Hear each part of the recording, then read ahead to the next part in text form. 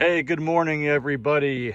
I just want to do a quick video to show you what the vented tops look like. I've discussed these a number of times in the podcast, and I've had a few people ask me over the past couple years for more details, and I've tried to describe it in an email, but nothing really works quite as well as a video.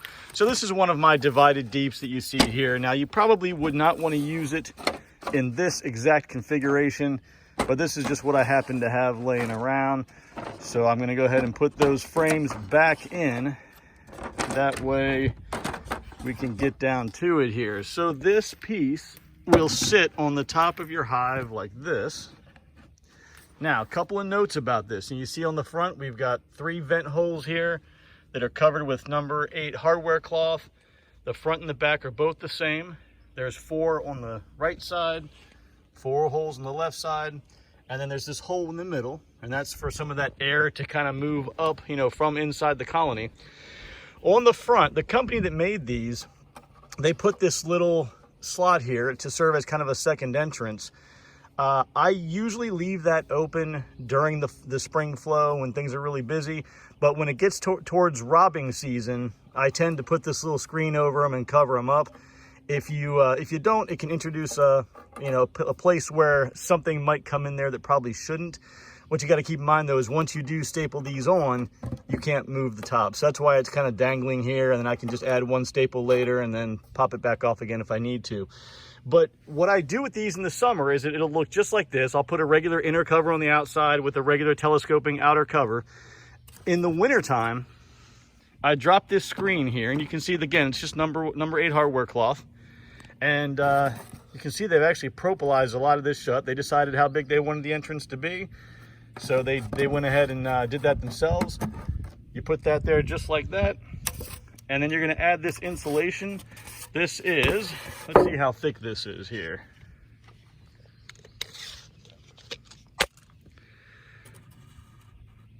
Okay, so this is 2-inch foam insulation. Just regular foam you can get at any hardware store. You drop that in like that, sits nice and flush. And then there's this second piece in here which kind of goes in the middle. Now, when I was first looking at this, I was thinking, do you really need the middle piece? I mean, you do want ventilation to come up to make sure you don't get too much moisture accumulating in the colony over the winter.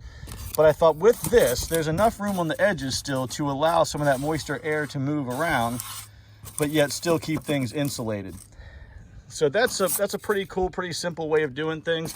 Like I said, the only thing that I would do if I were doing them myself, because I'm gonna have to start making them myself now. It's kind of cost prohibitive to order them online. I will try to track down the name of the company and drop it in the comments that I bought these from years ago. But the only thing that I would do differently is I would just eliminate this entrance up here. I just don't think it's necessary. It's a preference thing, whatever you want to do.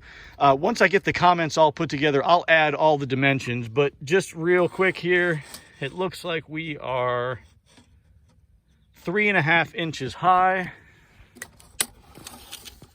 And it's going to be, I cannot see the screen at all, so I just have to trust that I'm close by.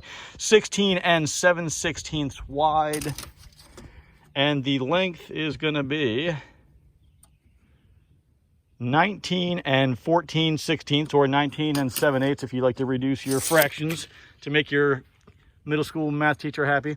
So folks, that's about it for that vented top. Like I said, they've been very successful with my colonies.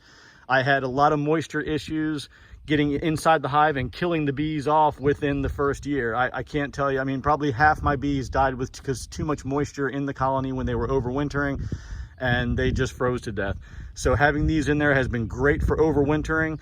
I have not lost a colony to anything, moisture or water related since I started using these vented top pieces here. And they're exceptional. They're great in the summertime to allow airflow up, and you can customize it as you want. I mean, if you wanted to, you could put, a few more holes down in here and put screens in there if you wanted. Whatever makes sense for you. You experiment around, try different things and see what works. I wanted to add one more thing. So this is the underside of this vented top, and you'll notice that there is a lip that goes all the way around it. And I've measured that, and that's a 1/2 inch lip right there.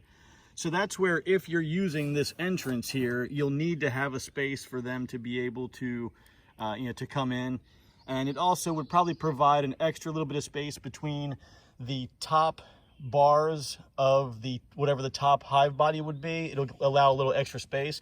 So what you could easily do is, when you built this, you can just cut a couple of strips of wood that are a 1/2 inch thick right here, and then whatever this length would be, and then you can just put them around, staple them and glue them on, and that'll take care of that.